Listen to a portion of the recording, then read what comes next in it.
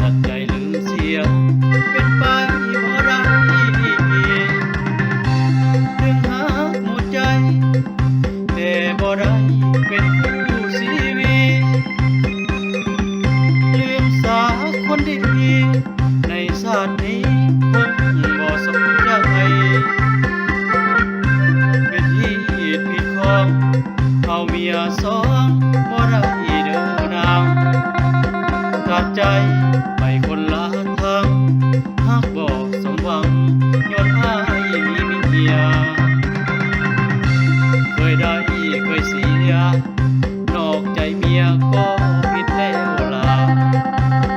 ต่อไปอ้ายสิบ่มาการดาน้องจงเข้าใจเรื่องราวที่ผ่าน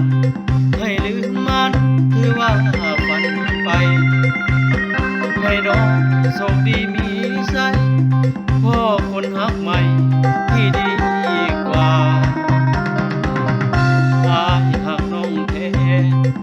แต่ยังแค่เมียอ้ายคือกับเขาบ่ได้หลอกเจ้าน้องนงเยาว์บ่ฮู้เต็มใจพอแล้ววันนี้คนดีจงหาทางใหม่